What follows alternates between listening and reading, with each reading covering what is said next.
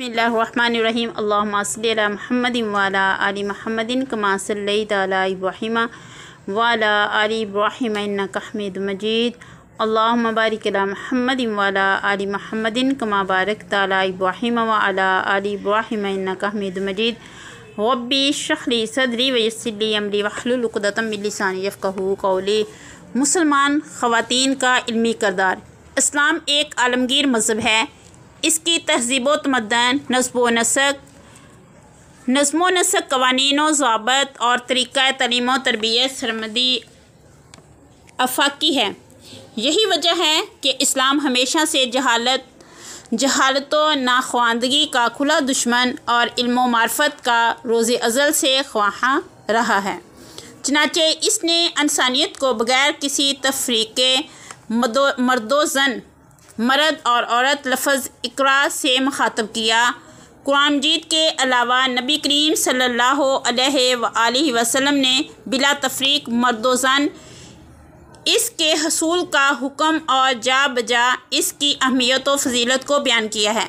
चनाचे इब्ने माजा की एक रवायत में है, तलबुल इल्मी फ़रीज़तुन अला कुल्ली मुस्लिमिन, यानी इल्म हासिल करना हर मर्द, मुसलमान और औरत पर फ़र्ज़ है।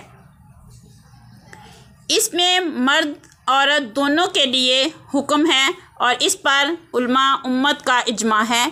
इसी तरग़ीब व तशवीक़ के नतीजे में अरब कौम, जो इल्म व सक़ाफ़त से कोसों दूर थी और जिसमें सिर्फ़ चंद गिने चुने अफराद ही पढ़ना लिखना जानते थे, इसमें इल्म का ज़बरदस्त चर्चा होने लगा। मुख्तलिफ़ उलूम फ़नून की सरपरस्ती की गई और बहुत से नए उलूम फ़नून वजूद में आए, यहाँ तक कि ग़ुलाम और बांदियाँ भी ज़ेवरे इल्म से मज़ीन होने लगे।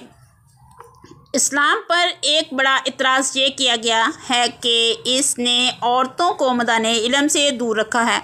वो इन्हें घर की चार दीवारी तक महदूद रख कर माशरा में सरगर्म किरदार अदा करने से रोकता है। वो मर्दों और औरतों को इख्तलात से सख्ती से मना करता है, जिसकी बना पर औरतें इल्मी मैदान में मर्दों से इस्तिफ़ादा और अफादा करने से कासर रहती हैं। मुसलमानों के रोज़े अज़ल से कता नज़र कुरूने औला में मुस्लिम समाज में औरतों को जो मकाम व मर्तबा हासिल था, वो इस एतराज़ की कुली तौर पर तरदीद करता है। उहदे नबवी सल्लल्लाहु अलैहि वसल्लम में मर्द और औरत दोनों तहसील इल्म और इस्तिफ़ादा व अफादा के मैदान में सरगर्म नज़र आते हैं। इस मामले में ख़ास तौर से उम्महातुल मोमिनीन का अहम किरदार था। ख़वातीन इस्लाम में इल्म और अहादीस मुबारका अगर कुतुब रजाल की वर्क गर्दानी करें तो सहाबियात, ताबियात और मुख्तलिफ़ अदवारे की रवायात और मुहद्दिसात की एक तवील फ़हरिस्त दस्तयाब हो सकती है, जिन्होंने हफाजत हदीस के तल्लक से वो कारहाए नुमायाँ अंजाम दिए जिनकी मिसाल दुनिया के किसी मज़हब व मिलत में नहीं मिल सकती। फ़न हदीस ही क्या शरी इल्म फ़न कोई भी हो, इसमें औरतों की कारकर्दगी नुमायाँ नज़र आती है। फ़न तफसीर हो या हदीस, फ़िक़्ह हो या असूल, अदब हो या बलागत, तमाम फ़नून की औरतों ने जान तोड़ खिदमत की। अगर सहाबियात, ताबियात तहम्मुले हदीस और रवायत हदीस में पीछे रहती तो आज इस्लामी दुनिया मसाइल नस्वा यानी औरतों के मसाइल मार्फत से महरूम रहती। इब्तदाई इस्लाम से लेकर इस वक्त तक सैकड़ों हज़ारों पर्दानशीन मुस्लिम ख़वातीन ने हदूद शरीयत में रहते हुए गोशा इल्म व फ़न से लेकर मैदाने जहाद तक हर शोबा ज़िंदगी में हिस्सा लिया और इस्लामी माशरे की तामीर में अपना किरदार अदा किया। ख़वातीन इस्लाम ने इल्म हदीस की जो खिदमात अंजाम दी हैं, इनकी सबसे पहली नुमाइंदगी सहाबियात, ताबियात करती हैं। इसलिए सबसे पहले इन्हीं के कारनामों को इजमाली नक्शा पेश करते हैं।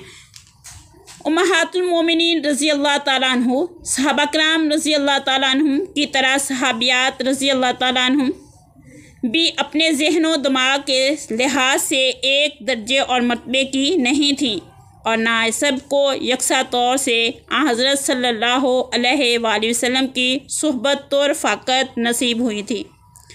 اس لیے ان کی خدمات بھی اسی کے اعتبار سے کم و بیش ہوں گی، کیونکہ حدیث کی خدمت کے لیے سب سے زیادہ ضرورت حفظ اور فہم و فراست ہی کی تھی۔ صحابیات میں ازواج مطہرات رضی اللہ تعالیٰ عنہن کو نبی کریم صلی اللہ علیہ وآلہ وسلم کے ساتھ ہر لحاظ سے زیادہ خصوصیت حاصل تھی، اس لیے اس سلسلے میں ان کی خدمات سب سے زیادہ ہیں۔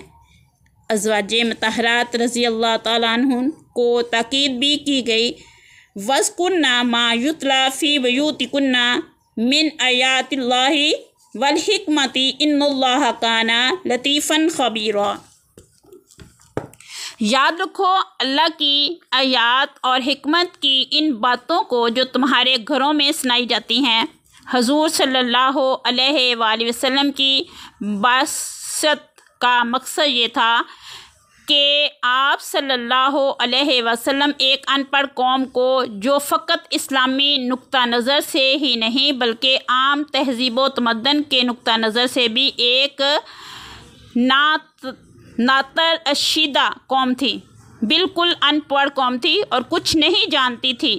ہر شعبہ زندگی میں تعلیم و تربیت دے کر ایک مذہب شائستہ اور پاکیزہ قوم بنائی۔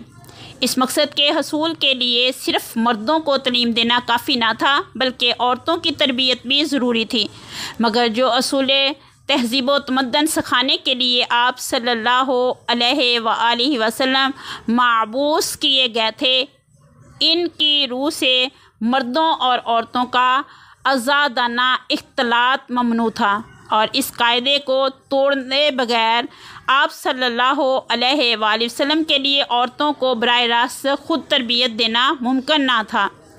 اسی بنا پر عورتوں میں کام کرنے کی صرف یہی ایک صورت آپ صلی اللہ علیہ وآلہ وسلم کے لیے ممکن تھی کہ آپ مختلف عمروں اور ذہنی صلاحیتوں کی متعدد خواتین سے آپ صلی اللہ علیہ وآلہ وسلم نکاح کریں، ان کو براہ راست خود تعلیم و تربیت دے کر دوسری خواتین کے لیے تعلیم و تربیت کے لیے تیار کریں، اور پھر ان سے شہری بدوی یعنی کہ جو گھریلو عورتیں گاؤں وغیرہ میں رہتی تھی بالکل اس چیز کو نہیں جانتی تھی، جوان، اڈھیر، بوڑھی، ہر قسم کی عورتوں کو دین سکھانے اور اخلاق و تہذیب کے لیے اصول سمجھانے کا کام لیں۔ لہذا امہات المومنین کے ذریعے امت کو بڑے پیمانے پر علمی فیض پہنچا۔ اس کا آغاز عہد صحابہ ہی سے ہو گیا تھا۔